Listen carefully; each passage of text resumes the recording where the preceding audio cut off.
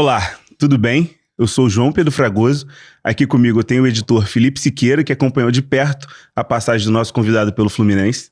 Prazer aí, Fragoso. Minha estreia no Toque Passo. Seja bem-vindo, meu amigo. Honra. E esse é o Toque Passo, nosso videocast aqui do Jornal Globo com oferecimento da 7 Games. Por aqui a gente recebe sempre um convidado do mundo da bola para passar ali os principais temas da carreira e também falar sobre outras temáticas do futebol carioca, brasileiro e mundial.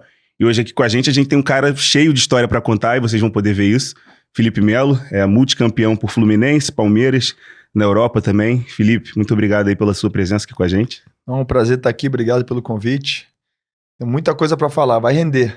Cara, antes de a gente falar sobre a sua carreira como jogador, eu queria trazer um pouco mais para a atualidade, para o mundo que a gente acaba ficando mais perto, que é a sua carreira como comentarista. Queria te perguntar, enfim, se você, quando estava terminando ali a carreira, já pensava nisso ou se foi algo que apareceu de surpresa para ti? E se você está feliz nessa função hoje em dia?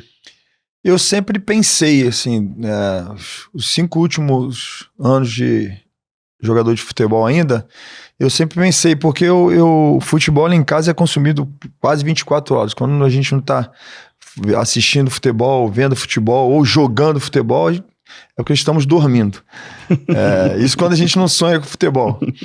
Então, eu sempre me expressei muito bem, sempre fui um cara muito verdadeiro, aquilo de falar muitas vezes o que as pessoas não gostam de escutar.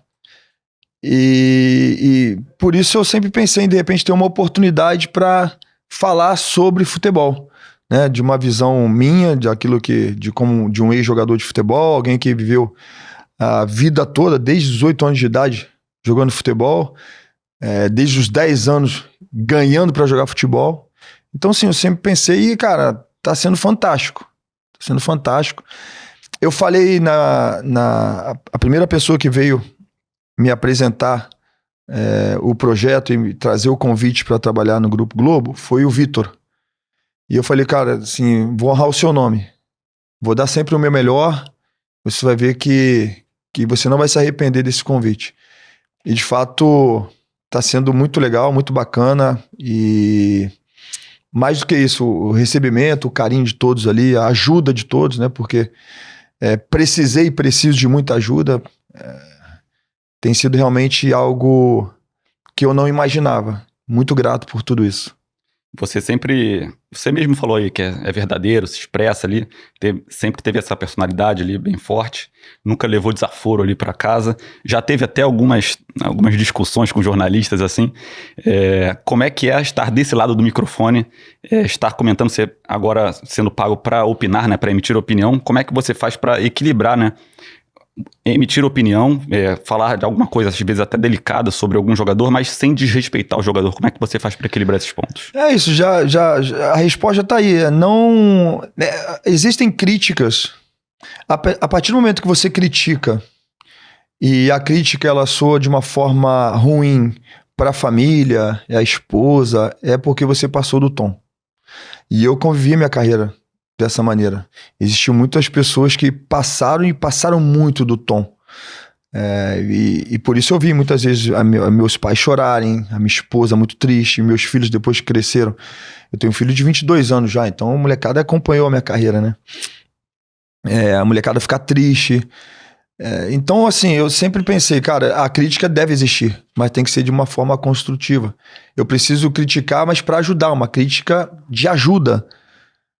Então eu tenho essa responsabilidade de passar para as pessoas que existe sim a maneira de criticar, mas sem ferir a honra do atleta profissional. Porque nós estamos falando de atleta profissional. Nós estamos falando de qualquer um, sabe? Não importa se joga na primeira divisão, se joga na última divisão do campeonato, são atletas profissionais, são pessoas que estão ali para dar o melhor, são pessoas que estão ali para mudar a vida, a sua vida e a vida dos seus familiares. Por isso nós temos que ter muita responsabilidade, né? Ao informar e também ao criticar. Eu tomo muito cuidado com isso aí e confesso que sempre antes dos programas eu peço sempre a Deus para que me ajude, me dê discernimento, me dê sabedoria, para que eu possa, no elogio, fazer um bom elogio, mas na crítica fazer boas críticas também. Cara, você que viveu os dois lados, viveu o lado de jogador muito tempo, conviveu com vários caras de diferentes níveis técnicos, níveis sociais e afins, e agora você vive o lado com o microfone, que também é um canhão que você tem na mão. Você consegue avaliar se existe certo corporativismo no meio do futebol, assim, entre os jogadores? Claro, tem críticas e críticas, tem, como você falou, mesmo a crítica dentro do respeito ali, tem jogadores que se sentem incomodados demais com isso, tem pessoas que têm o microfone na mão, que às vezes não vão querer criticar por saberem desse certo corporativismo. Pelo contrário, eu acho que a classe ela é muito desunida. O jogador de futebol tinha que ser muito mais unido. A gente vê jornalistas que não jogaram futebol e que falam muitas besteiras, e vemos também jornalistas ou comunicador que já jogaram futebol e que falam mais besteiras ainda. E a gente vê atletas que vão nesses caras, sabe? É o cara que manda o torcedor pegar o atleta na rua, o cara que fere a honra do atleta, o cara que fala da família, da vida pessoal dele, o que fala dos filhos, da família. E mesmo assim a gente vê atleta indo em programas. Então, assim, a classe é muito desunida. O jogador de futebol, acho que ele não entendeu a força dele. Se não tiver o jogador de futebol, não tem futebol. É simples, é o ator principal de tudo. Então, acho que falta isso. Infelizmente, eu não consegui, tentei. Confesso que eu tentei muito, assim, unir a classe, mas é aquilo, né? Uma andorinha só não faz verão, é muito complicado. Como você tentou unir a classe? Tentei fazer grupos, tentei conversar com capitães, tínhamos diversos grupos aí com diversos capitães de diversos clubes diferentes, e a gente unia, cara, e falava assim, ó, quando falar mal de um, entenda, o falar mal a crítica à honra, sabe? Quando você fere a honra do ser humano, isso é algo que a gente não pode tolerar. Existem limites, sabe? E existe um limite que não pode ser ultrapassado. Esse é o limite que não pode ser ultrapassado. Então, eu falei, se uma pessoa fizer isso aí, tira de lado. Tira de lado, porque daqui a pouco quem vai contratar um cara que nenhum jogador quer falar, que nenhum jogador vai no programa? Sabe? Não existe, ninguém faz isso. Então, a culpa é também dos jogadores, de ir nesses programas ou ir nesses caras que de fato não tem respeito por ninguém. Os caras que só ganham dinheiro pra falar besteira de jogador, cara. Você não vê um elogio, você não vê nada. Então, realmente, eu tentei, mas não consegui. Por que você acha que não conseguiu? Não consegui porque, de repente, o cara torce para um clube, o jornalista ou o comunicador torce para um clube e tem contato com um dirigente, aí esse dirigente faz com que o atleta do clube vá nele, sabe? Então não dá. Fico meio que de mãos atadas, não consegui, e eu acho que vai ser muito difícil alguém conseguir. Mesmo tomando todo esse cuidado que você falou, já teve algum jogador que você tem contato ali com o universo todo ali dos jogadores? Você fala, pô, me deu uma cornetada ali. Não, porque porque a minha crítica sempre foi campo. Por exemplo, Felipe Melo jogando. Cara, o Felipe Melo foi muito mal no jogo hoje. Felipe Melo errou diversos passes que não é da dele errar passe. Sabe, Felipe Melo foi mal hoje porque o Felipe Melo foi expulso. Essa expulsão dele foi uma expulsão de garoto, foi uma expulsão de alguém que não tem experiência, que falta maturidade. Sabe, isso é ruim pra carreira do Felipe Melo. São críticas top. Então, assim, o cara que vier falar comigo, pô, você me criticou. Assim, eu tenho argumento, assim, eu critiquei do que você fez no campo, pô. Então, assim, melhora. Então, acho que ninguém vai fazer isso porque, de fato, as pessoas sabem.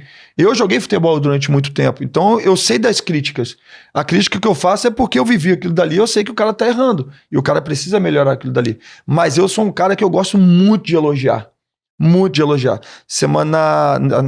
Na semana passada, nós tivemos o fechamento. E entrou ao vivo no fechamento o Everton Ribeiro, que foi um dos rivais, né? Eu joguei pelo Palmeiras, ele estava no Flamengo, no Fluminense ele estava no Flamengo, e cara, eu teci elogio ao Everton Ribeiro, que merece elogio, que é um craque de futebol, e eu não tenho problema nenhum em tecer elogio com alguém do Vasco, com alguém do Corinthians, com alguém do Fluminense, do Botafogo, sabe assim, porque hoje eu sou um comunicador e é o que é. Agora, na hora de criticar, com muita responsabilidade, eu vou criticar sem ferir a honra de ninguém. Você até falou que tentou trazer o Everton Ribeiro pro Fluminense, né? Faltou o quê? Eu vi também na época ali que o Everton Ribeiro preferiu não vir para um rival do Flamengo, porque tinha identificação com o Flamengo, foi isso mesmo? Eu não sei o que aconteceu de bastidores, né? Assim, eu como um dos líderes e o capitão do Fluminense naquele momento, A única coisa que eu falava era, pô, traz o cara é craque, traz o cara. Então, assim, o porquê ele não veio, eu acho que é porque ele tem uma linda história pelo rival, que é o Flamengo. Assim também eu faria. Eu jamais, no Fluminense, uma linda história no Fluminense, um clube rival me convida para trabalhar, como é que eu faço? Sabe? Então, assim, apesar de entender quem faz, porque é profissional, né? Mas eu não sei, eu só enchi o saco, cara. Falar, pô, tem que trazer. Ó, cara, assim, eu nunca tive problema com grandes craques. Pelo contrário, eu tive problema com grandes jogadores que foram ruins. Jogador que faltava inteligência. Esse é o problema. Trazer jogador bom, cara. Pode ser do rival, pode ser o que for, desde que venha me ajudar dentro de campo. Um estilo meio Sérgio Ramos e Messi quando foram jogar juntos no PSG. Exatamente. O Sérgio Ramos, quando eu jogava contra o Barcelona, cara, queria matar o Messi. Mas eu tenho total certeza de que se trouxer o Messi pro Barcelona, vai querer, traz pra ontem, porque, cara, grandes jogadores fazem a diferença, o bicho só aumenta. Legal. Cara, mas você estava falando disso, da união dos jogadores, e recentemente a gente viu umas discussões sobre gramado sintético, e sempre que tem uma discussão assim, a gente vê nas notícias, não, os jogadores falaram no grupo de WhatsApp ali entre eles, sempre tem um ou outro que vai tentar mobilizar, hoje em dia o Neymar está muito nessa mobilização também, então a gente vê que para certas coisas os jogadores conseguem se mobilizar para certos assuntos, e mesmo quando tem essa mobilização, tem um ou outro assim que, pô, eu não posso falar isso por causa do clube que eu tô, ou eu não posso me posicionar nessa, enfim, por diferentes razões. Dentro disso, você acha que pesa mais a questão particular de cada um, como se cada um pensasse mais no seu universo ali, ou tem como fazer um paralelo, às vezes, com a experiência que o cara teve, com o nível de instrução que o cara teve? Eu acho que ainda vivemos em um país na qual nós podemos nos expressar, né? Então, eu acho que não deveria existir isso de, eu jogo em clube tal, eu não posso falar da grama porque, sabe, qualquer um pode falar e ter sua opinião que deseja, cara. Não creio que tenha grupo de WhatsApp, não, assim, pra falar dessas coisas, não, porque quando eu jogava não tinha, a não sei que criaram depois que eu parei de jogar futebol. Agora, isso é um assunto que gera um bom debate, cara, da grama sintética. Gera um bom debate. Eu joguei muito tempo na grama sintética e sempre fui contra. Sempre fui contra a grama sintética. Mas, se eu não me engano, o Felipe Luiz, treinador do Flamengo, ele argumentou sobre o tema e o argumento dele me pegou demais, cara. Porque as pessoas falam, não sei se já foi comprovado ou não, mas que a grama sintética, ela, né, a probabilidade de você se lesionar é maior. Não sei, não sou profissional para falar se sim ou se não. Mas se você joga num campo onde a grama é natural e de péssima qualidade, a probabilidade de você se lesionar também é muito grande. Então eu prefiro a grama natural, mas eu acho que nem cabe debate. O debate é grama sintética ou campos de péssima qualidade? Aí eu prefiro a grama sintética. Porque o campo de péssima qualidade te faz ter um jogo horrível, um jogo muito feio, pouco vistoso para o público, e a probabilidade do atleta se lesionar também é muito grande. Então, prefiro jogar nesse caso no sintético. Acho que a briga tinha que ser outra. A briga tinha que ser por melhores campos, melhores gramados, sabe? Assim, tem que ter um mínimo de um campo, porque não pode. Por exemplo, a arena lá no Corinthians, a arena do Corinthians é um campo bom pra caramba, Morumbi um campo bom pra caramba e outros campos ruins. Não dá, porque ali faz calor, ali chove, sabe? Então, assim, tem gramados, o gramado do Inter é muito bom, sabe? Dentre outros gramados, que eu não vou falar todos, senão eu vou esquecer. Existem bons gramados. Você começou a carreira ali nos anos 2000, passou muitos anos na Europa, viu ali gramados de qualidade e tal, voltou para o Brasil, viu uma evolução, um salto de evolução nessa questão de estrutura de gramados no Brasil e falta muito ainda? Não vi tanta evolução assim, não. Porque propriamente os campos que eram bons já naquela época são os campos bons hoje. Então não vi evolução. Vi evolução sim, de estrutura sim. Até porque teve a Copa no Brasil e tudo foi estruturado, né? Mas eu posso estar esquecendo, existem outros clubes também E até me desculpem de não estar lembrando agora outros clubes que têm bons gramados também. Mas acho que tinha que ser essa, a discussão tem que ser essa, sabe? Acho que a CBF tinha que falar, olha, o mínimo aceitável tem que ser isso aqui. Sabe? Porque senão realmente nós estamos pensando no bem-estar do atleta. Sabe? Então, eu, por exemplo, estou à frente de um clube e nós estamos pensando seriamente em um dos campos que nós já tentamos de tudo, já assim, de tudo que se pode fazer, e o campo é horrível. E o campo do lado é muito bom. Então, pelo menos para esse aqui, deixar um sintético. Estamos pensando, porque ao invés de treinar no campo ruim, o cara pelo menos vai treinar no sintético, pensando no bem-estar do atleta. Que clube que você tá à frente? O americano de Campos. Daqui do Rio de Janeiro. Exatamente. E qual é a sua participação no projeto? Ainda nós estamos à frente, ainda vai virar, tá para virar SAF, né? Uhum. Virando SAF, 45% do Felipe, do grupo Melo, 45% do grupo Renato Valentim, que é dono do Boston City, e os 10% do próprio associativo. E isso, de alguma forma, a gente está até pulando os temas aqui, mas isso, de alguma forma, muda seus planos em relação a ser treinador, ou são coisas... Não, em hipótese alguma. Nós entramos ali no americano por um sonho. Eu vi um potencial muito grande para fazer o americano voltar a tempos de glória, que já há muito tempo não acontece, de poder mudar a vida de jovens de Campos, mudar a vida de jovens ali de perto, o pessoal ali do Espírito Santo e tal. Não tem clube. Não tem clube. Então, a gente poder mudar a vida desses jovens e dar oportunidade para eles também. Essa foi a minha intenção. Nossa intenção, é claro, sempre vai ser fazer com que o profissional possa subir de categoria sempre, mas pensar muito na base, sabe, cara? A base, assim, tem muito moleque bom aí que tá largado, que não tá tendo oportunidade. Então a gente tá ali pra poder fazer a diferença. Agora, como treinador, eu tenho meu staff, cara, fechado. Vou agora no final do ano fazer a licença A da CBF e já no início do próximo ano eu termino, faço a Pro. E já com o staff todo formado, já com a apresentação toda feita já de como a gente quer jogar com bola, sem bola, mudança de tática dentro do jogo mediante aquilo que estiver acontecendo dentro do jogo. E a ideia é, no meio do ano que vem, depois da Copa do Mundo, nós começarmos a abrir para o mercado. Agora, se vamos começar a trabalhar no meio do ano, não sei. Porque tem a Globo e eu estou me sentindo muito bem. Então eu não vou deixar aquilo que está me fazendo muito bem para algo que seria... que é um sonho, digamos assim. Então, quando esse sonho se tornar realidade, chegar uma boa oferta, que a gente entenda, que a gente possa trabalhar e ter autonomia para trabalhar, não tem as dúvidas de que a gente vai em busca desse sonho. É interessante, rapidinho, só porque você falou desse sonho, e você já fala desse sonho há muito tempo, mas ao mesmo tempo você citou a Globo.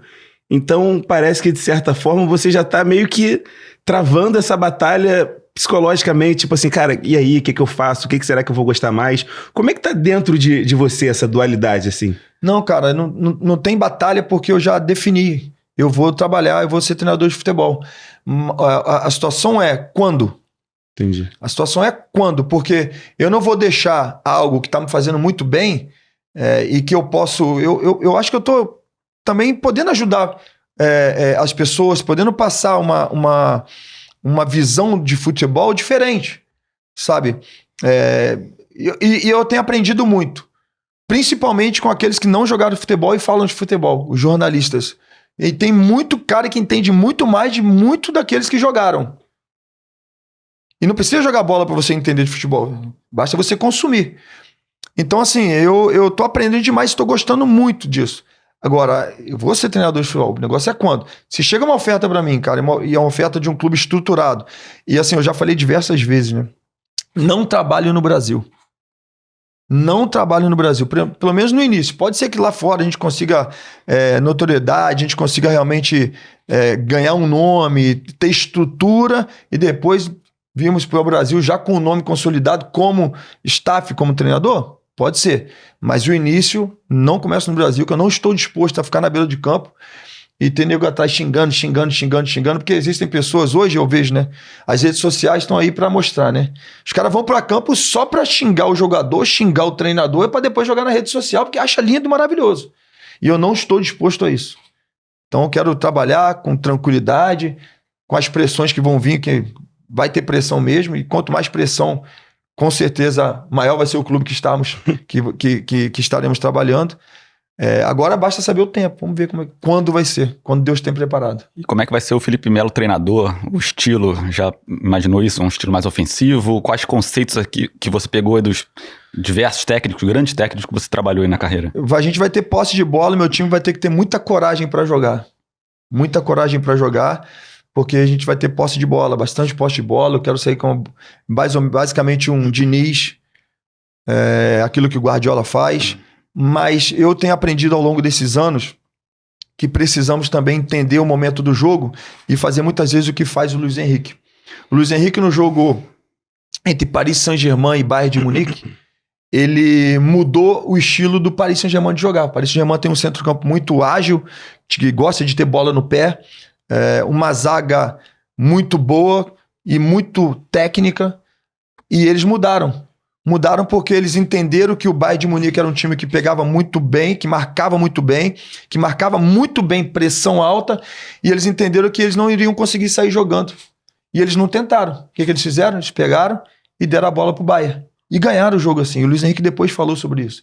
Então são coisas que eu tenho realmente estudado, e juntamente com o staff a gente tem anotado bastante coisa, porque vão existir jogos na qual a gente vai precisar dar bico para frente, ganhar a segunda bola, transferir pressão, mas o time do Felipe Melo vai ser um time que vai ter muita coragem, tem que ter muita coragem e muita bola no pé, sem dúvida alguma. Falar em Bayern de Munique aí, faltou justamente pro Felipe Luiz, pro Flamengo, mudar esse estilo ali no meio do jogo para conseguir enfrentar o Bayern de Munique ali no Mundial? Eu não sei, cara, é complicado falar de fora, né? Eu não sei o que o Felipe pediu para o time fazer, mas de fato, eu já falei, inclusive, né?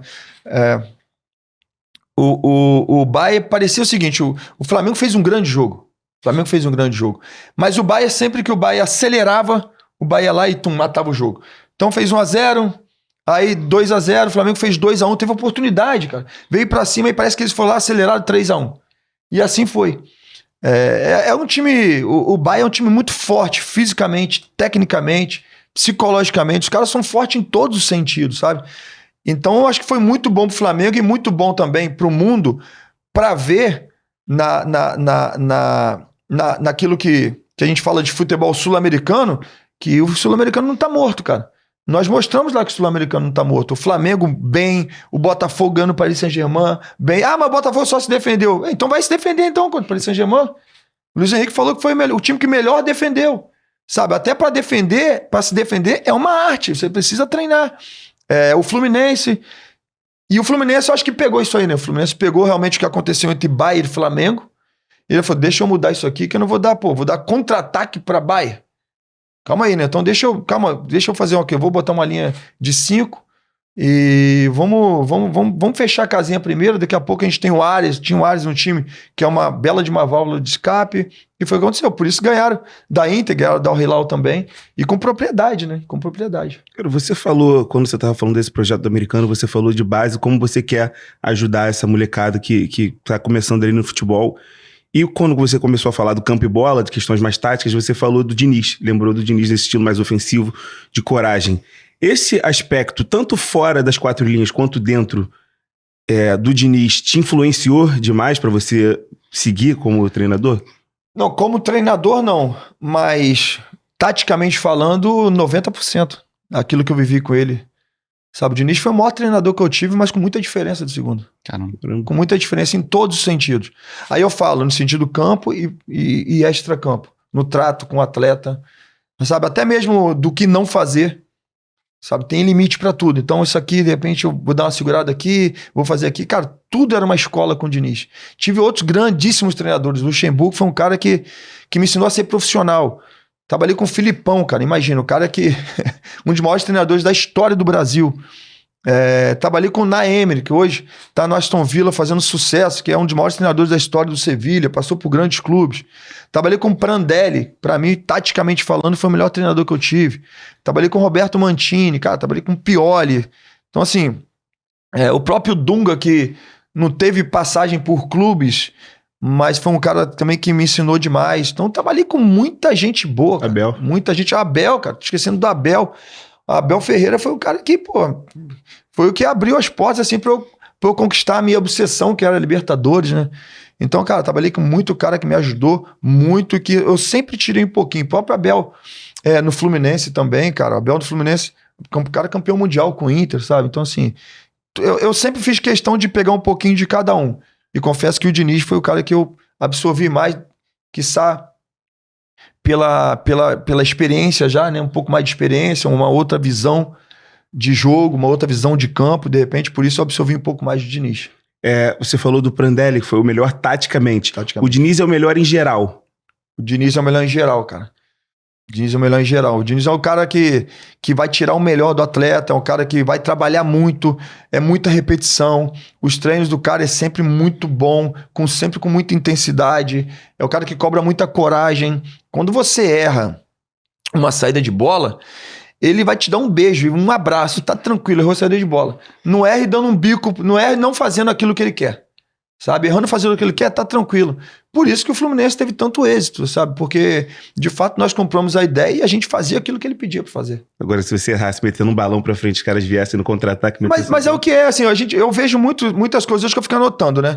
Por exemplo, o cara vai dar o time rival. Anotava os treinos? Eu anoto muita coisa, o time rival, de jogos hoje. O time rival vai lá, o cara vai lá e tá jogando, vamos lá, Real Madrid e Barcelona. O cara do Real Madrid vai lá e dá um bico pro alto. O cara do Barcelona pode dominar a bola, vai dar uma cabeçada pra frente, ao invés de dominar a bola, você joga, dá uma cabeçada pra frente. Aquela cabeçada, o cara pega a segunda bola, o cara do Real Madrid vem e faz o gol.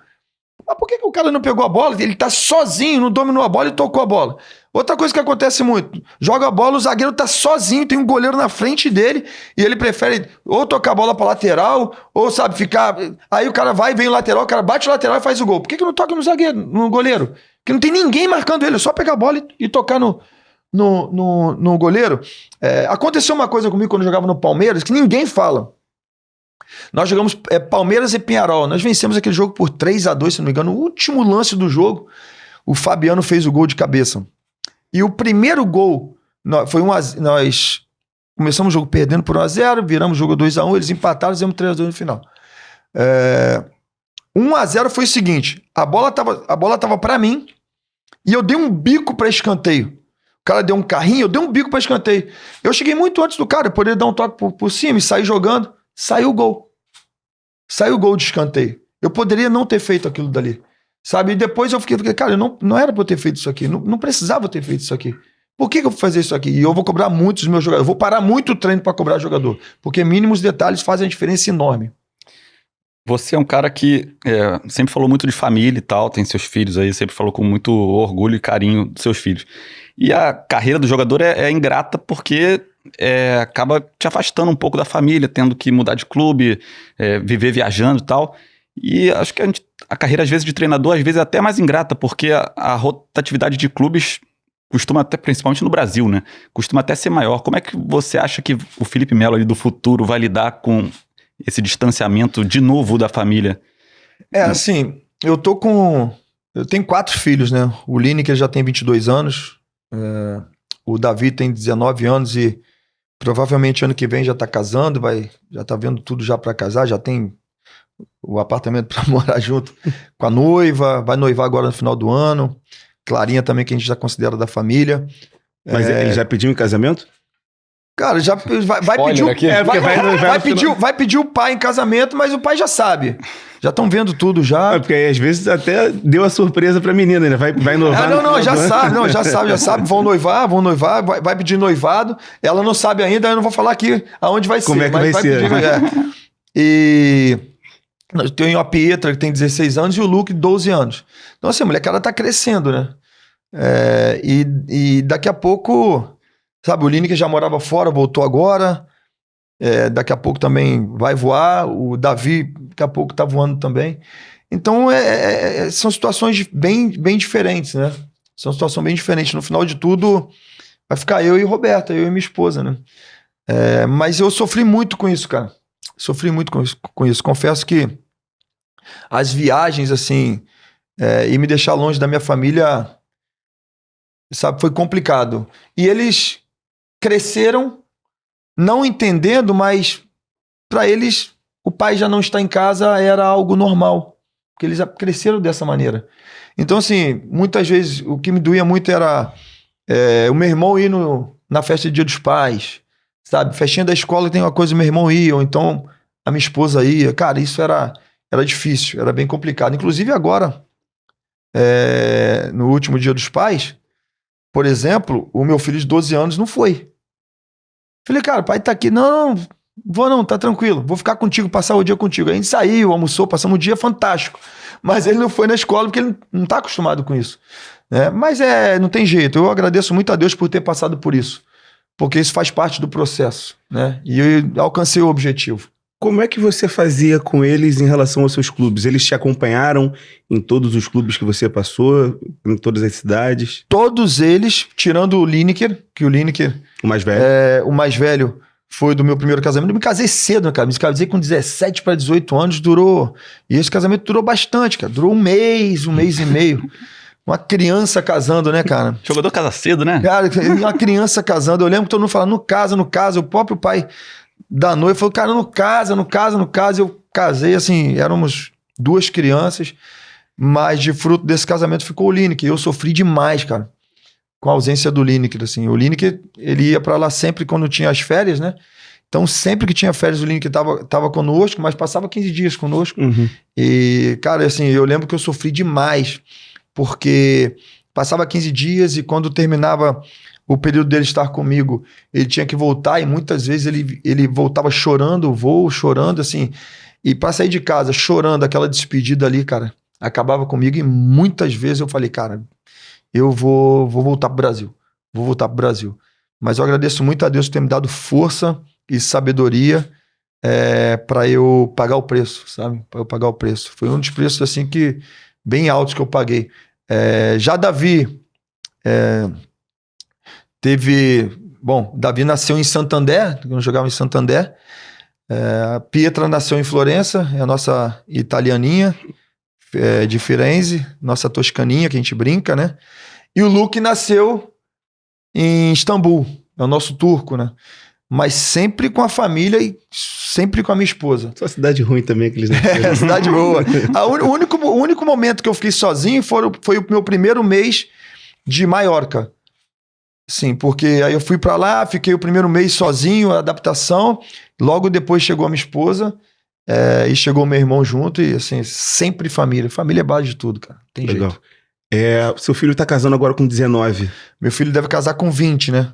Deve casar com 20. Mas já decidiu com 19 que vai casar. E essa foi uma preocupação sua, porque você falou que casou muito novo. 17 para 19 ainda tem uma diferença.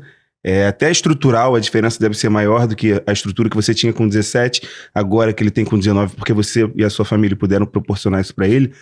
Mas vocês conversaram sobre isso? Tipo assim, cara, eu fiz isso quando eu era mais novo e talvez você possa pensar por um outro caminho, ou você apoiou e não, se é isso que você quer?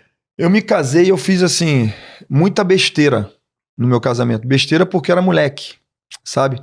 E eu não falo besteira de traição, não. Eu falo besteira de moleque, de querer sair, sabe? De querer... vinha pro Brasil de férias, eu tenho que ir pro baile, sabe? Eu tenho que ir pra favela, eu tenho que ir pra, sabe? Assim, essas coisas de moleque, de jovem, sabe? E a minha esposa sempre foi muito sábia, cara. A minha esposa sempre foi muito sábia. Eu faço questão de falar que se não fosse o meu casamento, eu não teria conquistado, cara. Eu teria ficado no meio do caminho, sem dúvida alguma, porque eu não tinha uma cabeça... não que eu não tinha uma cabeça boa, eu não era preparado ainda. E o meu casamento me ajudou a me preparar para as conquistas que Deus tinha para mim, sabe? Então a minha família realmente foi algo incrível. Eu conversei com o Davi, cara. Conversei com o Davi sim. Falei, olha, você tá preparado para casar? Você tem certeza que você quer casar? Porque daqui a pouco aí você tá no profissional, vai ganhar fama, vai ganhar dinheiro. Ele falou assim, é a mulher da minha vida. É a mulher que eu sempre pedi para Deus. Eu falei assim, irmão, casa. vai constituir família mesmo, show de bola, legal pra caramba. Eu nasci num lar onde o meu pai tem, cara, não vou falar quantos anos de casado que ele tem, que eu nem sei, cara, mas muito tempo de casado. A primeira namorada dele foi a minha mãe e a primeira namorada da minha mãe foi meu pai. Então, casado até hoje, o cara coloca no espelho lá, te amo, conheceram dentro de um ônibus. E aí, sempre que é aniversário de casamento, ele faz um ônibus pra ela. Caramba. Esse carinho de mandar flores, sabe? Assim, eu nasci nesse lar. Eu cresci nesse lar. E, de repente, é por isso que eu sempre quis construir família, sempre quis estar casado. E eu sempre falei assim, sempre profetizei com a minha boca que eu queria ter 3 filhos com a minha mulher. 2 meninos e uma menina. 2 meninos e uma menina. E com a mesma mulher. E aconteceu, cara. 2 meninos e uma mesma, e mais a Pietra. E temos o Lineker, né? Que é o meu primogênito. Então, assim, cara, minha família é uma bênção e sem dúvida nenhuma, se não fosse por eles, não teria chegado na metade do caminho. Que legal, cara. Você fala muito da importância da família e vendo você falar dos seus pais, dá pra entender de onde isso veio, assim. E quando a gente lê entrevistas passadas suas, você fala com muito carinho da sua infância, mas você também não esconde que teve algumas dificuldades, assim. Até quando você estava nesse caminho para virar jogador, tempo de escolinha, depois jogador profissional. Seu pai era metalúrgico, né? É isso aí. Hoje, quando você vê tudo que você passou na sua carreira, tudo que você conquistou, você se vê satisfeito com a vida que você proporcionou e proporciona para sua família e principalmente para os seus filhos? Bom, primeiro, eu saí de casa com 8 anos, né? Com 8 anos de idade foi quando eu cheguei no Flamengo. Eu nasci em Volta Redonda, no interior do Rio. Nasci em Barra Mansa, né? Mas eu morava em Volta Redonda, saí de Volta Redonda só para nascer. Meu pai, barriguinha da minha mãe, nasci, voltei e acabou. Então, Volta Redonda. Mas muito, muito cedo eu vim pro Rio de Janeiro. Então, eu lembro de coisas assim, cara, passado, de ter que acordar 4h45 da manhã. Morava com meus avós, 4h45 da manhã, cara. Era duro, cara. Pra pegar o ônibus, pra ir pra... Às vezes treinávamos na Gávea, às vezes treinávamos no Cefam, na Avenida Brasil. Então tinha que pegar o ônibus, que aí não pegava o ônibus tão cheio, pra parar na Leopoldina. Aí, da Leopoldina eu pegava o 460 pra ir pra Gávea. Então atravessava ali a rua pra nós pegarmos pra ir pra Avenida Brasil, pro Cefam. Cara, era duro. Às vezes eu chegava no ponto assim, era 4h50 no ponto, e tinha uns amigos meus lá em São Gonçalo, assim, saindo do Tamoio, de um clube lá no Tamoio, lá, cara, molecada lá, a pegação, cara, eu falei, caramba, cara, eu não posso, sabe? Mas eu sempre tive uma cabeça muito boa e principalmente meus heróis, assim, meu pai e minha mãe foram, cara, fundamental pra isso, sabe? Por isso que eu falo que a família é fundamental. Você quer chegar lá? Então é o preço que você tem que pagar, cara. É o preço que você tem que pagar. Eu, muitas vezes, pegar o ônibus e, quando dava, né, ia pra Volta Redonda, aí passava, quando não tinha jogo final de semana, chegava lá sexta-feira à noite em Volta Redonda, e passava sábado, domingo eu tinha que voltar.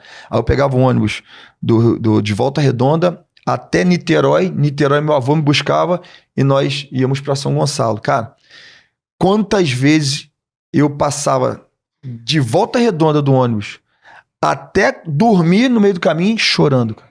Chorando. Não quero, chorando. Então, assim, quando eu olho pra trás e vejo tudo que eu passei, e eu vejo meu pai numa boa situação, graças a Deus, sabe? Minha mãe, os meus filhos, cara, assim, é uma gratidão a Deus enorme por ter passado por tudo aquilo, sabe? Porque quanto maior a prova, maior é a glória, cara, sabe? Então, assim, e confesso que Deus me deu muito mais daquilo que eu pedi, eu sonhei, cara. Muito mais, que eu nunca sonhei com isso, não. Então, vale a pena pagar o preço. É difícil, cara, é doloroso pra caramba. Mas quanto maior a dor, maior a glória, sem dúvida alguma. Os seus 4 filhos, 2 são jogadores ou mais? O Lineker estava no americano, o Lineker jogou no Palmeiras, Sim. na base, depois foi para o Dax e voltou, passou pelo Olaria, pelo Zinzane, estava no americano, mas decidiu não mais jogar futebol. Então, ele tá estudando, cara, tá fazendo alguns cursos, vai fazer faculdade agora diz ele, vai fazer administração. O Davi joga no Fluminense, contato profissional, e vai dar muito o que falar ainda, podem guardar esse nome, Davi Melo.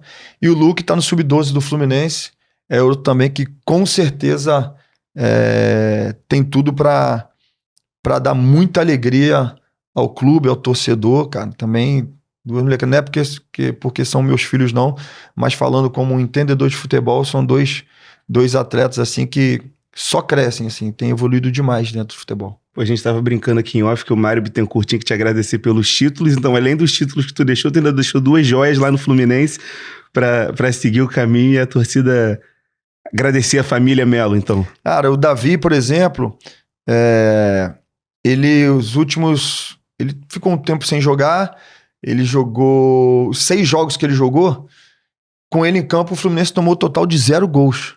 É volante, tem um senso tático apuradíssimo, uma qualidade de bola no pé. O Lucas é zagueiro, e se eu não me engano, aí até o momento, né, que eu vi, o Lucas era o único que tinha no Sub-12 que tinha no campeonato assistência. Rouba a bola e um passe longo impressionante. Assim, mas ele tem muito que evoluir, é garoto ainda, é uma criança, tem 12 anos, tem muito que evoluir, assim como o Davi, mas são, segundo aquilo que eu penso e enxergo de futebol, 2 joias. E Pietra, vai seguir esporte? Cara, a Pietra tá na moda. Legal. Pietra tá na moda. Italiano, né? Tá na moda, acho que tá, né? Ela... Tá ajudando o pai a construir os looks? Ela e a minha esposa, cara. Agora tá mais ela. Ela Legal. constrói look. Hoje não. Hoje eu tô meio desse jeito assim. Foi eu. Não foi ela não. Veio. Agora, a Pietra, cara, ela até fazia esporte. Todos eles faziam jiu-jitsu. O Davi foi campeão em São Paulo, o Luke também. A Pietra, primeiro campeonato dela, cara, não tinha peso. Tinha uma menina, cara, que o dobro de peso dela, cara, e deu uma esfregada na cara dela no chão que ela quis morder a menina, falou assim, nunca mais eu faço isso. Graças a Deus, foi pra moda. Legal. Cara, você teve uma carreira muito vitoriosa, você tá falando aí de tudo que você conquistou, tanto em termos de títulos e tal, quanto de conquista de carreira mesmo ali, de vencer ali na vida. Você acha que, olhando pra trás, você acha que faltou alguma coisa? O que faltou pra você na carreira? Não faltou nada. Não troco nada que eu tenho por alguma outra situação, porque tudo foi aprendizado pra mim, sabe? Tudo foi aprendizado pra mim, todos os títulos, todas as derrotas, tudo foi aprendizado. É claro que, cara, um jogador de futebol sempre sonha em poder ganhar uma Copa do Mundo com a sua seleção. Mas, pô, eu sou tricampeão da América, sabe? Assim, tem mais de 30 títulos na minha carreira. Se colocar títulos de menor expressão, vão para 33 títulos na carreira. Então, assim, maior gratidão por tudo que eu passei. Gratidão mesmo em todos os clubes, companheiros e, sobretudo, a Deus. Mas ali numa entrevista que a gente fez ali, você mencionou que tinha vontade de jogar com o Davi alguma vez. Acho que isso foi alguma coisa ali que você, no final da carreira, você tinha esperança de que poderia acontecer, de dar tempo, mas não deu? Cara, assim, tem certas situações que nós não podemos fazer mais nada, né? Assim, era um querer meu, de fato era um querer meu, mas eu não tinha a possibilidade de falar, olha, é agora, traz ele pra cá, me dá mais um ano de contrato, não dependia de mim. Tipo LeBron James. Não dependia de mim, infelizmente. Então, se dependesse de mim, sem dúvida alguma, eu teria jogado com o Davi, mas sem dúvida alguma. Mas, infelizmente, não dependia de mim. Nem tudo acontece da maneira que queremos. Como é que foi esse fim de ciclo ali no Fluminense? Porque você almejava tanto jogar pelo menos uma partida ali com o Davi, almejava jogar a Copa do Mundo de Clubes, mas também tinha as questões físicas ali que você já vinha vivendo. Até nos últimos anos ali, eu lembro que a gente cobria os treinos ali do Fluminense, e muitas vezes você estava do lado de fora com alguma coisa ali no joelho, botando gelo e tal. Como foi lidar com esse encerramento de ciclo de jogador e não poder renovar, tendo esses 2 sonhos, de Copa do Mundo e de jogar com o Davi na frente? A minha ideia era, eu queria renovar, nem que fosse por mais 6 meses, né, que eu tinha exposto já a minha vontade de jogar a Copa do Mundo de clubes, né? E de verdade achei que aconteceria. E fiquei muito triste por não ter acontecido, mas, cara, gratidão ao Fluminense, porque foi o clube que me abriu as portas com 40 anos de idade, sabe? Me fez viver algo inimaginável. Então, assim, são coisas que acontecem, cara. Infelizmente, queria sim, mas... E não foi por questão física. Foi por questão física. Eu acho que, de verdade, cara, eu acho que o Mano não quis, cara. O Mano era o treinador e o Mano falou, eu não conto com o Felipe. E o presidente e o diretor falaram, cara, beleza, é o Mano que manda. E, de fato, e eu entendo, sem problema. Porque o último ano, incrível que pareça, o meu último ano no Fluminense, o último jogo meu de titular, eu joguei 90 minutos. Quiçá foi o jogo mais... O jogo que o Fluminense melhor jogou, que foi contra o Atlético Mineiro no Mineirão. Nós vencemos por 2-0 aquele jogo, o jogo que tínhamos que vencer, que foi importantíssimo para somar 3 pontos, porque nós estávamos brigando ali com a zona de rebaixamento, né? E depois já não tive mais oportunidade de jogar como titular. Não tive mais oportunidade. Então, assim, eu creio que foi o treinador que optou por não querer, cara. E ele tem esse direito, pô. O treinador tem esse direito. Isso não quer dizer que o treinador gosta de mim ou não gosta de mim, ou que eu gosto dele ou não gosto dele. Eu entendo perfeitamente a decisão dele. Fiquei triste, obviamente, mas são coisas que acontecem. Tristeza durou um dia, tristeza hoje, amanhã faz 2 dias, acabou. Como fazer pra digerir essas tristezas tão rápidas? Cara, eu fui pra Londres, cara. É Eu fui pra Londres, Fui pra Londres, estava lá com a minha esposa. Na verdade, quando eu fiquei sabendo, eu estava em Londres. Viagem de férias. O que aconteceu foi até engraçado, cara. Porque eu falei, fazia parte do plano, eu fazia uma viagem com a minha esposa, com a Roberta, e nós íamos, eu ia ser homenageado no Galatasaray também. Então a ideia era, vamos para Londres, vamos passar em Istambul, voltamos para Londres e vamos lá para Birmingham, né? Que nós íamos encontrar eu ia lá no Aston Villa, encontrar com o Unai Emery. E assistir alguns jogos também, tanto o jogo do Arsenal como do Tottenham, foi o que aconteceu. Então, assim, eu tava me preparando, cara.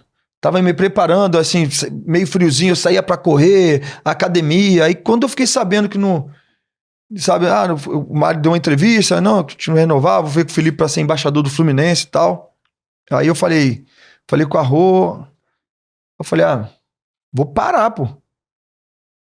Cara, eu usufruí da viagem, que foi uma maravilha, cara. Naquela mesma noite nós saímos, a gente foi no restaurante italiano, eu comi uma carbonara, que eu me amarro no espaguete carbonara, cara, assim, e parei, depois eu parei de malhar, sabe, e usufruí bastante, entendi que chegou o meu momento. Na realidade, eu encurtei em 6 meses, né, porque eu iria terminar a carreira depois da Copa do Mundo. Então, eu já tava tudo bem encaminhado, sabe? Não foi algo muito doloroso pra mim. Caramba, rapaz, muito tempo jogando bola. Cheguei no profissional do Flamengo com 16 anos de idade. Aos 42 eu parei de jogar. As portas de 42 anos eu parei de jogar. Então, olha quanto tempo. Mas eu sorri muito, chorei muito. Eu acho que queimou alguma parte aqui do meu cérebro por causa do futebol, sabe? E eu parei no momento super certo. Agradeço muito a Deus por não ter jogado a Copa do Mundo. Agradeço a Deus demais. E aí vai meu agradecimento ao Mano Menezes, ao Mário Bittencourt, ao seu Paulo Angione, porque eu acho que, cara, assim, tudo, o momento é de Deus, cara. Assim, e foi aquele momento, aquele era o momento para eu parar. Aí depois eu pude entrar no Grupo Globo, eu viajei como uma lenda da FIFA, como embaixador do Fluminense. Olha só que moral, cara, olha só que orgulho. E pude trabalhar também na Globo, pela Globo, no campo e vivenciar momento único com a torcida do Fluminense, com a torcida do Palmeiras, sabe? Então, assim, foi fantástico que, com certeza, se eu estivesse dentro de campo, provavelmente estaria no banco de reserva e não estaria vivendo tudo isso. Então não foi difícil, né? Não foi. E você falou muito especificamente da carbonara. Como é que foi, cara, esse primeiro dia de, tô livre, tô leve, posso... Enfim, você falou que não gosta de ficar sem fazer exercício e tal, continua nessa rotina, mas agora é uma rotina pra cuidar de você mesmo. Como é que foi essa liberdade, sentir essa liberdade? Irmão, já tô no Manjaro já, 4 semaninhas de Manjaro, já dei uma secada, treinando igual um maluco todos os dias, porque, cara, eu sou meio neurótico pra isso também, cara, assim, eu fiquei 1 mês sem subir na balança, com medo. 1 mês, cara, não vou subir na balança, eu olhar a balança, tem uma balança assim, na porta do meu quarto tem uma balança. E eu todos os dias 4 vezes por dia eu subia na balança. E, cara, eu vou ficar um mês sem. E aquele dia eu usufruí demais, cara. Assim, eu pedi... A gente... antes chegou um bolinho pra mim lá de...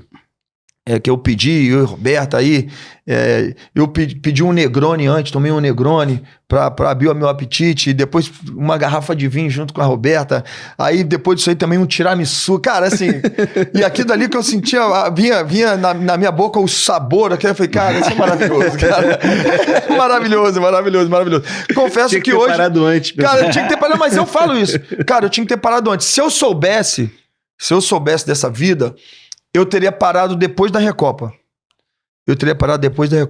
Mas um dia, não por mim, mas de repente o Mário, o seu Paulo Angione, alguém vai falar da minha importância para a permanência do Fluminense na Série A do Campeonato Brasileiro. Então, acho que eu fui muito importante dentro de campo quando joguei, mas também fora de campo, assim. Não jogava, mas a minha importância foi muito...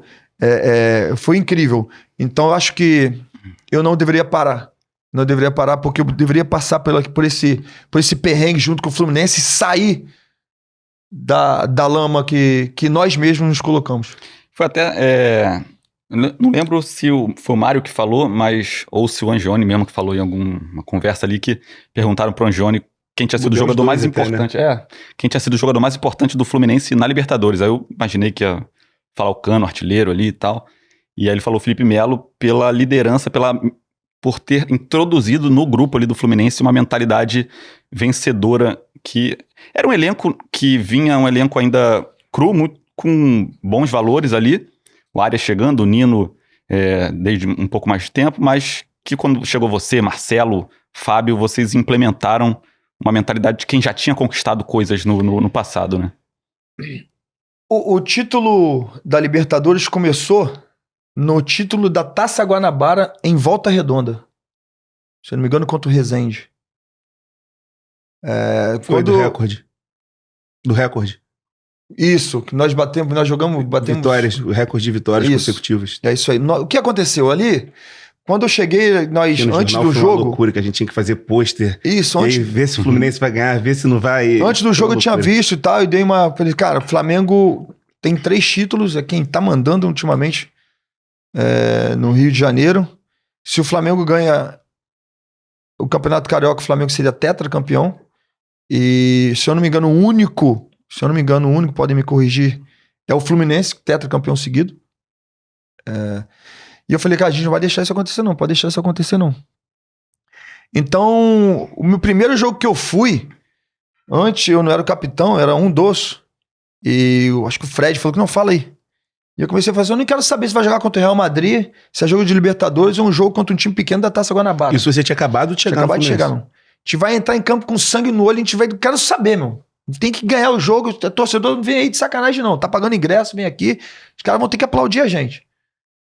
E ali até deu uma viralizada, que pô, caramba, não lembro contra quem, vai, contra time tal, o cara fazendo isso aí, pô, pelo amor de Deus. Quando vencemos a Taça Guanabara, meu pai tava no campo, eu falei, meu primeiro título com o Fluminense é onde tudo começou, pai. No campo ali, sabe? Meu pai começou a se emocionar, chorou, eu falei assim, e esse é só o primeiro. Mas eu dei um valor absurdo ao primeiro. Porque para você ganhar um título de expressão, você tem que dar o primeiro passo, ganhar esse título. Vamos tirar o Fluminense da fila. Agora o Fluminense ganhou a Taça Guanabara em pouco tempo atrás aí. Vamos ganhar o Campeonato Carioca, meu irmão. E poucos sabem. Na final contra o Flamengo, com 15 minutos de jogo, eu vou subir uma bola com o Bruno Henrique. O Bruno Henrique sobe muito bem, então assim, eu tive que dar vida para subir, para ganhar a bola no alto dele, esse duelo aéreo. Quando eu piso no chão, quando eu caio, piso no chão, eu sinto o meu joelho meio que... Falei assim, deu ruim no meu joelho. E eu continuei até o final do jogo. A gente ganhou o jogo 2-0. O segundo jogo eu já não jogo. Quando eu vou fazer a ressonância, o cara fala assim, no menisco, pô, o meu menisco, ele deu ruim no meu menisco 100%. E ficou o osso batendo com o osso, ficou cartilagem. Porque eu já não tava... Eu tava sem menisco, joguei o jogo todo sem menisco. Foi osso com osso batendo. E eu falei, não posso sair. Eu sei da minha importância aqui, eu não posso sair. E de fato foi muito importante. Nós vencemos aquele jogo. Não por causa minha, mas eu tenho uma parcela de culpa nisso aí. quando eu vou fazer a operação, por causa disso aí que acontece, o médico fala assim, ó, meu irmão, era pra voltar em 30 dias, um mês. Mas esse problema de cartilagem agora acabou com o seu joelho, é problema, não sei o que, se voltar. Então eu fiquei aquele outro ano, que foi a chegada do Diniz, que depois do meio do ano que eu comecei a jogar. Sabe, eu entrava dentro de campo, aí não conseguia jogar direito, a torcida me vaiava, sabe, assim, errei algumas bolas que saiu o gol do adversário, assim, o ápice foi um jogo contra o Inter, que eu entrei contra o Inter, aí eu fui sair jogando a bola, o cara, você quando faz a cagada, né, aí eu fui sair jogando a bola errado no cara, o cara deu uma chapada no trinco, falei, caramba, comigo, né, amigão? Os caras erraram 3 aí, chutaram pra cima, comigo vai no trinco, né, mas aquilo assim, cara, e eu comecei a me recuperar no final daquela temporada. Sabe? Então, assim, poucas pessoas entendem isso, poucas pessoas sabem disso.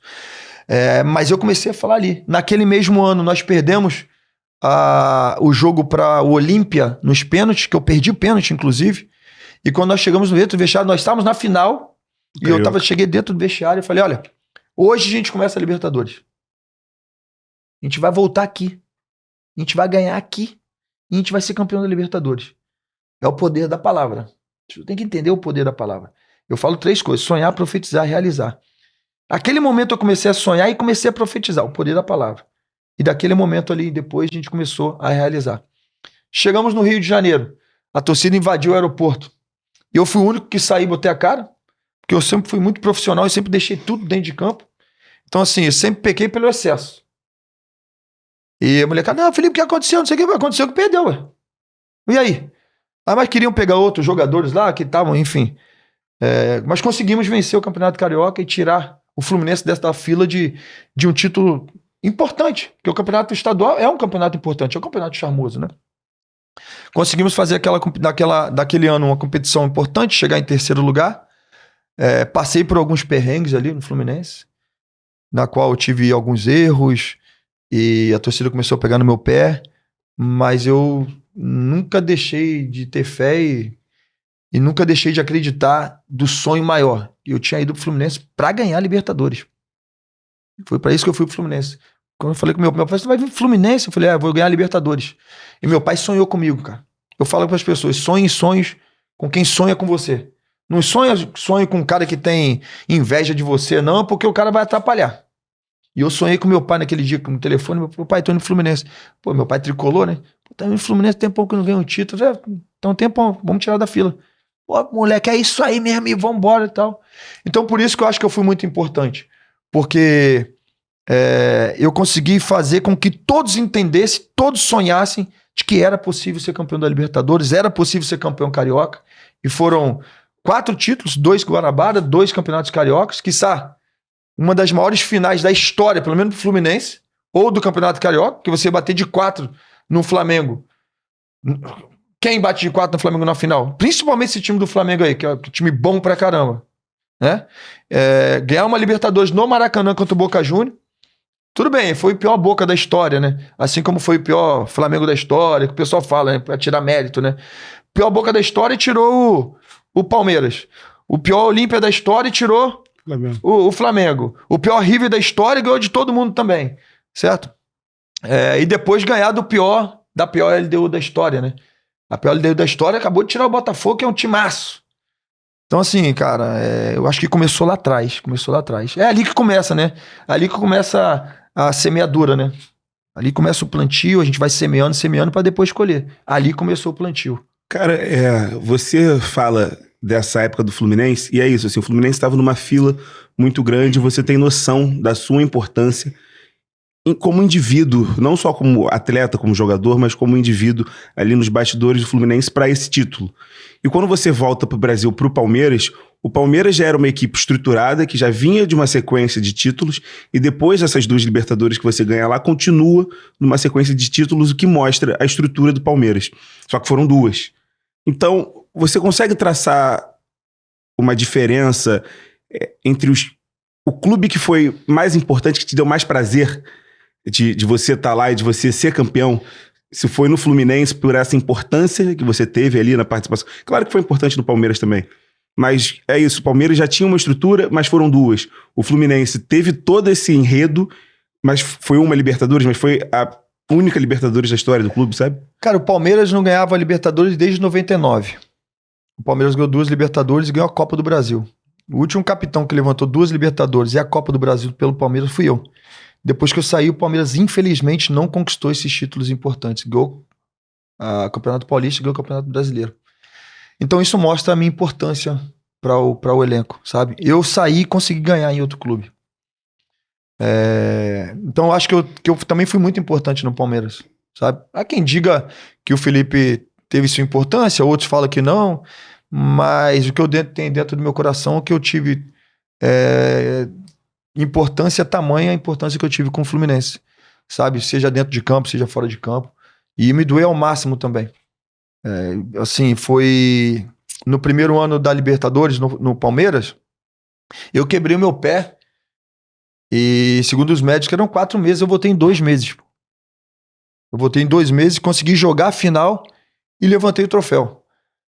Naquele mesmo ano, nós fomos para o Mundial, fizemos um Mundial pífio, não por nós jogadores, mas porque não tínhamos tempo para repousar, nós estávamos todos cansados, era época de pandemia, preso, não podia sair, não podia fazer nada. Voltamos depois do Mundial e ganhamos a Copa do Brasil. Eu fui um dos melhores jogadores das finais contra o Grêmio. Levantamos mais uma Copa do Brasil. Então, assim, o jogo contra o Corinthians foi o primeiro campeonato que eu joguei como zagueiro. O Luxemburgo tinha me colocado como zagueiro. Eu joguei com 2 centímetros de perna aberta. E eu tive que marcar um cara nada mais, nada menos que Jô, que tem 1,90 m. Então, assim, eu precisava duelar com ele, principalmente duelo aéreo. E eu fui eleito o melhor jogador do Campeonato Paulista. Não o melhor zagueiro, mas o melhor jogador do Campeonato Paulista. Então, assim, para você conquistar grandes títulos, você precisa conquistar aqui primeiro. E nós conquistamos naquele ano a Florida Cup, que eu dei muita importância.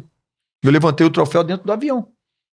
Nós conquistamos, depois de 10 anos, o Campeonato Paulista, para depois, sim, poder conquistar a Libertadores. Então, acho que eu tive uma importância muito grande, assim como os meus companheiros também, sem dúvida alguma. E, cara, uma gratidão enorme ao Palmeiras, mais do que gratidão, um amor enorme ao Palmeiras, né? Eu sempre falei que onde eu for, eu vou honrar o nome do Palmeiras e o nome do Fluminense, porque são 2 clubes que eu amo muito. E os outros clubes que você passou? Gratidão. Gratidão, uns mais, outros menos. E eu não tenho problema nenhum em falar que eu tenho uma gratidão eterna e enorme pelo Flamengo, que é o clube que me criou. Se hoje eu sou o que eu sou, graças ao Flamengo, porque se eu não tivesse passado 11 anos da minha vida dentro do Flamengo, eu não teria virado o profissional que eu virei. Então foi o clube que me formou. E não tem problema nenhum de falar isso. Então, assim, mas amar, cara, Fluminense e Palmeiras tem um lugar bem especial dentro do meu coração. No mesmo nível? Mesmo nível. Mesmo nível, porque no Palmeiras eu passei de tudo e no Fluminense eu passei de tudo. O Palmeiras, na época que chegou o Cuca lá, o cara foi querer bater de frente comigo com situações lá, e eu fiquei um mês parado, meu irmão. Um mês sem jogar. E a torcida, ela entendeu quem tinha razão do negócio e começou a gritar meu nome no estádio. Sabe? Quando eu vim pro Fluminense, eu fui vaiado pela torcida do Fluminense. O jogo contra o Botafogo, que eu até acho que foi falta, e já vi o mesmo ano passado, o Wilton Pereira dá falta como aquela dali, e várias vezes, vários outros jogadores, comigo não deu falta, saiu o gol dos caras. Eram 70 mil pessoas, 50 mil pessoas no Maracanã me vaiando, meu irmão. 50 mil pessoas me vaiando. Então passei de tudo no Fluminense também. Então, por isso faz com que realmente você tenha um amor ao clube. Os outros clubes eu não passei de tudo. Os outros clubes, no Cruzeiro, eu pude ganhar bastante coisa no Cruzeiro, mas eu era uma peça importante, mas não era a peça da engrenagem, digamos assim, sabe? Era o Alex, que era o craque do time, Aristizábal, outros grandes jogadores, né? O Flamengo, por exemplo, acho que eu tive uma importância, né? Ter tirado o Flamengo da 2ª divisão, aquele gol que fez com que o Flamengo estava empatando com ele, estava caindo para a 2ª divisão. Eu entrei, fiz meu primeiro gol como profissional e salvei o Flamengo da 2ª divisão. Salvamos, né? Porque ninguém joga sozinho. Ganhei alguns títulos no Flamengo, mas, cara, eu era um garoto, ganhei títulos no Flamengo sem entrar em campo. Conto o título porque, meu irmão, fazia parte do elenco e conto mesmo, não tem jeito. Agora, Galatasaray, clube, tô falando de Brasil, né? Galatasaray é um clube, eu sou apaixonado no Galatasaray. Sim. É um clube que eu pude bater recorde como brasileiro de títulos lá, né?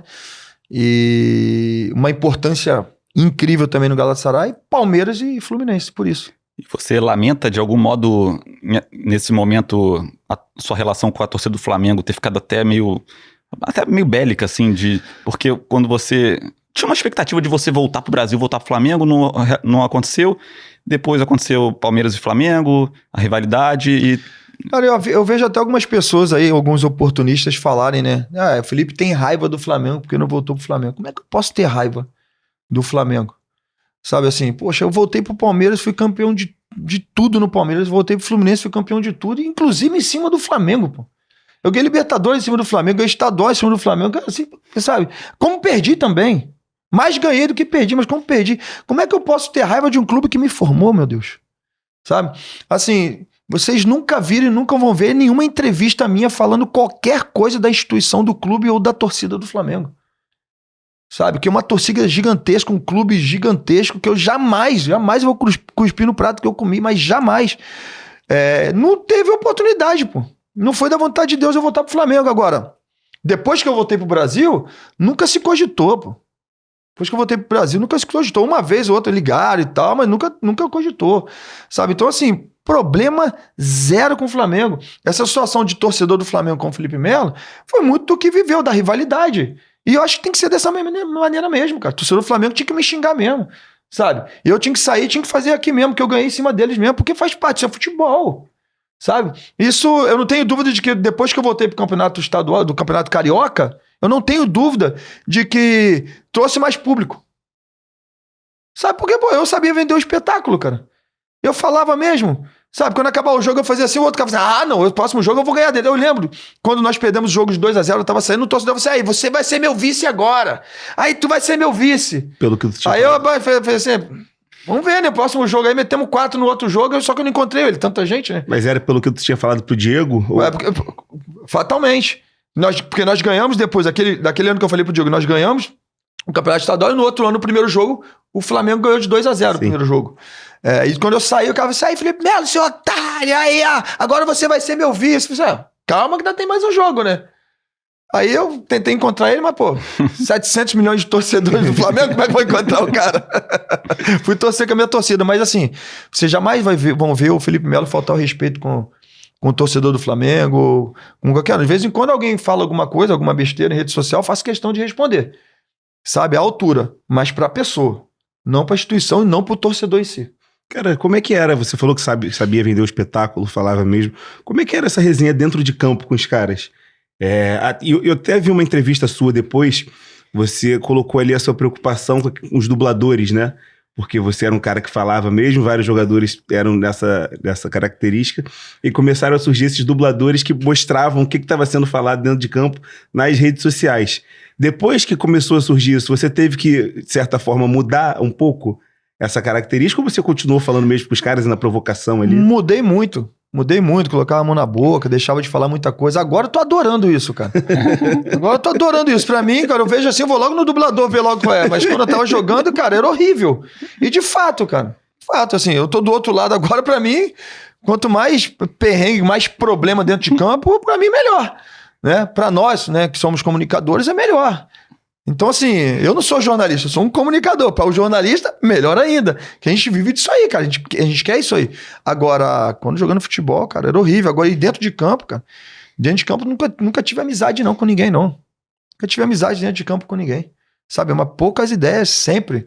Sabe, assim, porque eu tinha que defender a minha instituição, o clube que me pagava, e entrar dentro de campo, ficar conversinha com o jogador rival. Eu não tô falando rival, por exemplo, eu no Fluminense, o rival é o Flamengo, não, pô, é qualquer um. É o Bangu, é o Olaria, é o Americano. Qualquer time que jogar contra o Fluminense é meu rival e não tem que ter conversinha, não. E ficava chateado com quem ficava de conversinha. Essa é a verdade. Já acabou o jogo, meu irmão, aí tá tranquilo. Não, quando ganhava, né? Porque quando perdia também não queria conversa com ninguém, não. Agora, claro que sempre houve o respeito. Qual é o respeito? Acabou o jogo? Tudo fica dentro de campo. Pelo menos da minha parte sempre foi assim. Legal. Teve algum jogador que você, quando via que ia enfrentar, já, pô, com esse cara aqui eu vou ter problema, com esse cara aqui a gente vai ficar se provocando, E aí depois acaba até ficando próximo, né? Porque, enfim, de tantos enfrentamentos. Não, assim... nunca teve nenhum, cara. Nunca teve nenhum. Tem uns que são. Tem uns atletas assim que são oportunistas, né? Mas não oportunista assim, oportunista do bem. O cara fala assim, mano, tá tomando. Felipe tomou cartão amarelo, agora eu vou chegar pra falar com ele. Oportunista, digamos assim, oportunista não é a palavra certa, mas o cara é inteligente. Inteligente. Cara, eu via você, quando você enfrentava o Flamengo especificamente, você e Gabigol, por exemplo, ficavam sempre ali conversando nessa, tentando se provocar. É, assim. o Gabigol nunca teve provocação comigo. Nunca teve provocação. A gente jogou junto na Inter de Milão e assim, eu fui um dos caras que muito ajudei naquela fase horrível que ele teve na Inter de Milão. Foi um cara que ajudei muito ele. Então assim, nunca teve muita coisa. Só uma vez que ele começou a falar muito ali que foi o que eu falei com ele. Campo. Falei, no campo. Que ele começou a falar muito e tal, falei com ele deu uma resposta pra mim e depois daquilo dali a gente acabou assim, que até perdeu o contato. A gente deixou de se falar depois daquilo dali. Mas é um negócio que já ficou no campo também. Deixou de se falar porque, cara, ele foi para outro time, aconteceu, parei de jogar futebol e a gente não teve mais contato.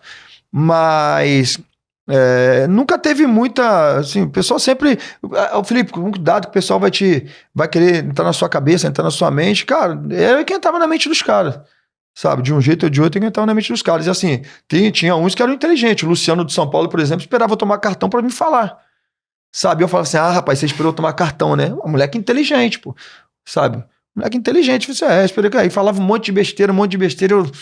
Sabe assim, mas não podia fazer nada. Não podia fazer nada. Isso é inteligência, cara. Inteligência. Como se fosse o contrário.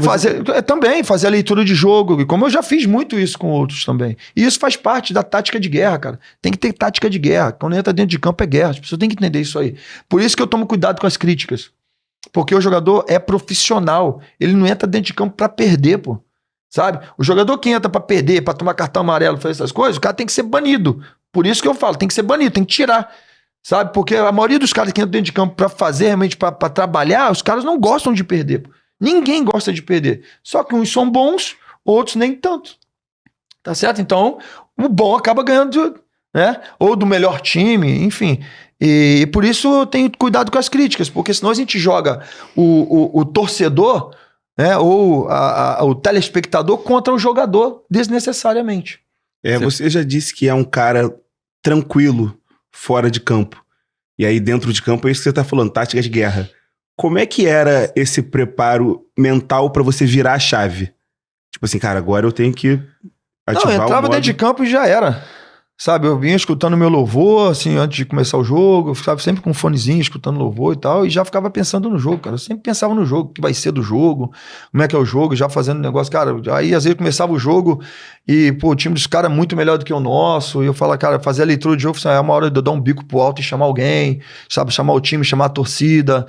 Era um momento de que, poxa, é um momento de mandar o goleiro cair no chão, é um momento de eu mesmo cair no chão e fazer uma coisa pra alguém entrar porque o time não tá bem, o time tá muito bem, então é um momento agora de, poxa, de ir pra cima, mandar pressionar alto.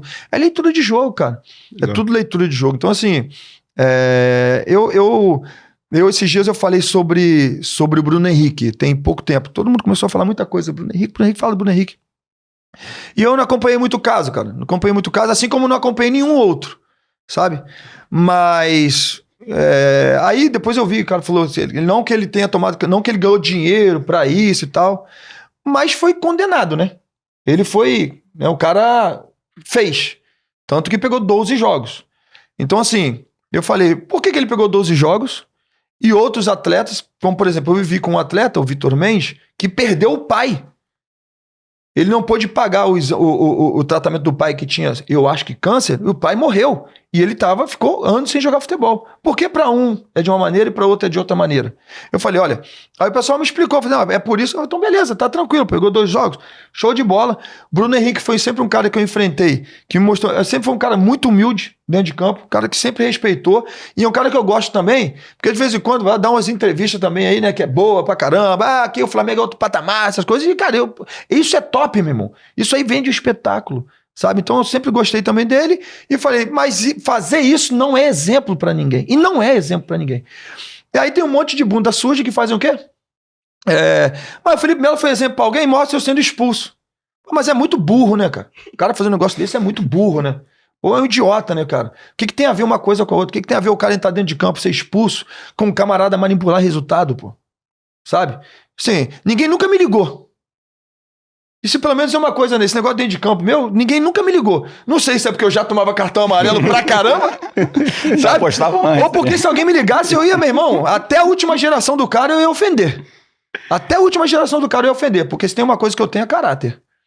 Sabe? Eu não me vendo por nada.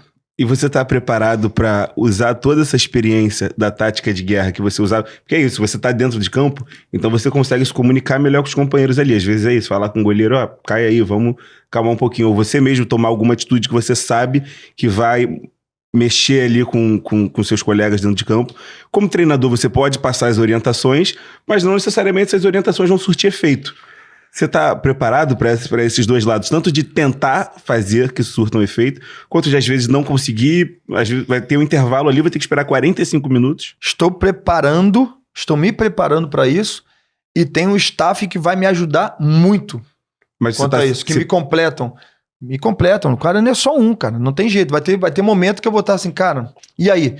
E aí, rapaziada, o que eu vou fazer? Que eu vou precisar do meu staff para falar assim, ó, prefiro isso aqui, então vambora. Mas se preparando tecnicamente ou mentalmente? Estou me preparando em todos os sentidos.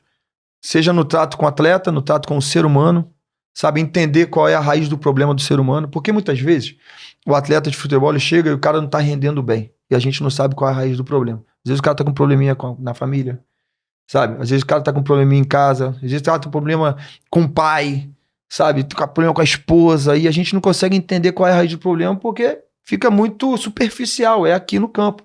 Então é entender qual é a raiz do problema do cara. Fala, vem cá, às vezes precisamos de um abraço, às vezes precisamos de uma palavra mais forte. Então tudo vai depender de cada pessoa, de cada atleta, mas eu tô me preparando para isso, para justamente deixar o atleta com a cabeça bem boa para entrar dentro de campo e jogar futebol. Porque se o atleta não tiver com a cabeça boa, ele não rende 100% dentro de campo. Perfeito. Felipe, cara, a gente está encaminhando já para o final, já passamos de 1 hora, inclusive. Queria te agradecer pela tua presença aí, pelo papo, pelas ótimas histórias que você contou, por esse futuro que você está dividindo com a gente de treinador. Já deixar aqui de antemão, quando virar treinador, as portas de Toque Passe estão abertas para ti de novo, para a gente falar dessa nova etapa, depois de um tempo mais como comentarista. Se o Isqueira quiser fazer mais alguma antes da gente fechar. Vamos dar um panoraminha rápido de seleção brasileira. A gente está gravando antes do último jogo contra a Bolívia, mas falar um balanço aí desse início do trabalho do Ancelotti. É um balanço positivo, né? Eu creio, eu tenho visto os treinos do Ancelotti e são treinos de muita intensidade, tirando sempre o melhor de cada jogador em cada função, sabe? Nós debatemos isso aí alguns domingos atrás no fechamento. E eu falei que eu conseguia ver uma margem de melhora nesses jogos da seleção brasileira. Mas jogaram contra times bem abaixo. Para mim não é parâmetro o que aconteceu na Bolívia. Não é parâmetro, sabe? Porque é alto, sabe, irmão? É complicado demais, então não tem que tirar parâmetro para nada. Mas os outros jogos, sim. Aí jogou contra time fraco, não importa. Jogou contra time fraco, mas ganhou. Jogou contra o Equador fora de casa, mas não foi em Guayaquil, foi em outro lugar, não importa, não tomou gol. Foram os 3 jogos antes da Bolívia sem tomar gol. O jogo no Maracanã contra o Chile, o time do Chile já foi com um time de jovens, não importa, criou.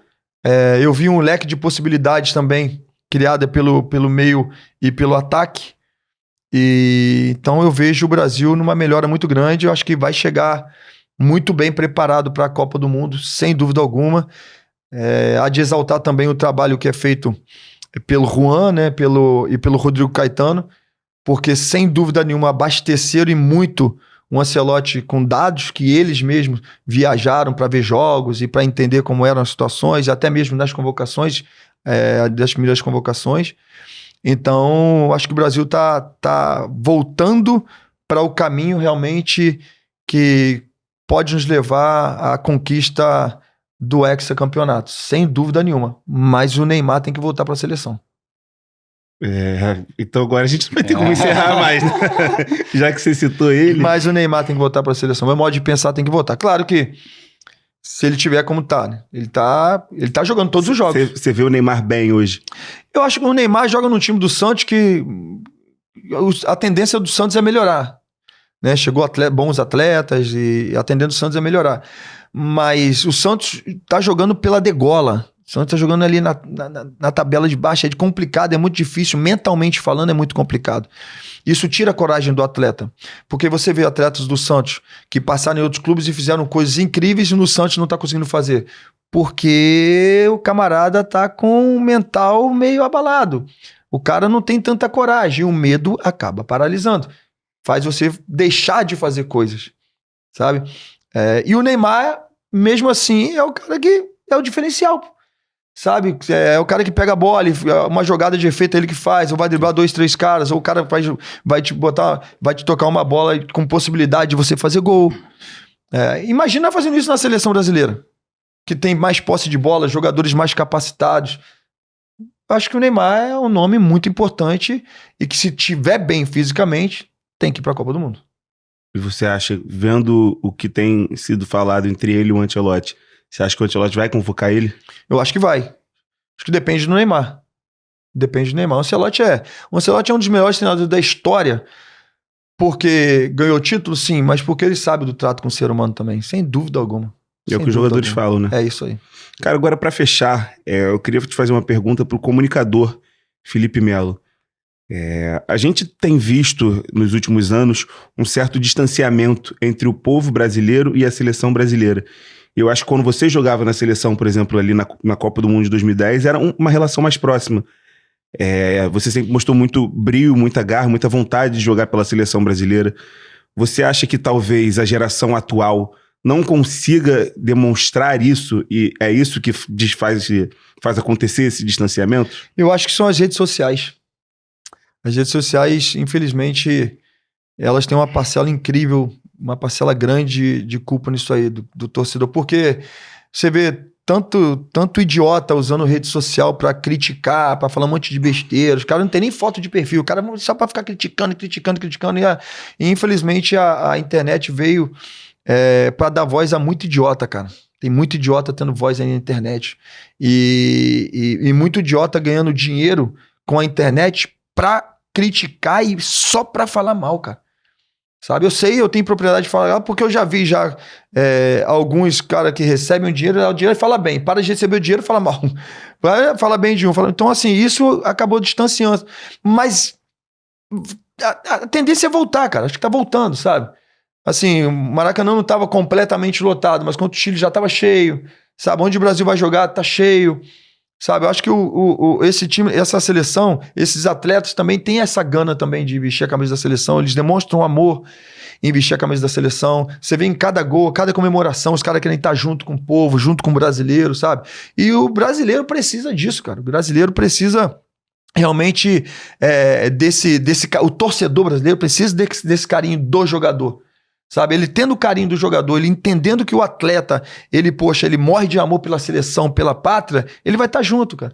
E claro que esse tempo todo sem ganhar um título mundial, acaba afastando um pouco também. A culpa não é somente de rede social, né? Também a falta do bom futebol, a eliminação precoce ou eliminação por clubes de menor expressão, por seleções de menor expressão, isso acaba afastando também. Quando você ganha, o cara tá todo mundo junto, né? Olha o Flamengo, cara. O Flamengo todo ano tá ganhando. O Flamengo é um time que briga todo ano, bom pra caramba. Meu, todo ano todo jogo tem 90 mil, 80 mil no Maracanã. Certo? Então, assim, o time começa a perder e tal. Você vê um time perdendo, o cara já não vai. É claro que existem torcidas e torcidas, né? Exceções. Você pega uma torcida do Corinthians aí, por exemplo, os caras perdendo ou ganhando, a torcida vai. Torcida do Vasco, impressionante. São Januário lá, independente se tá ganhando ou não tá ganhando, os caras vão lá e tão junto. Mas isso não acontece, aí é o clubismo. Isso não acontece com a seleção brasileira. A seleção brasileira precisa ganhar. Sim. Perfeito, Felipe. É isso, queria te agradecer de novo aí pela presença. Quando quiser, as portas do Toque Passa estão abertas aí, tá? Obrigado pelo convite. Espero que tenha rendido. Um pouquinho. Rendeu. Pessoal, esse foi mais um Toque Passa. Espero que vocês tenham gostado. Semana que vem tem mais. Valeu.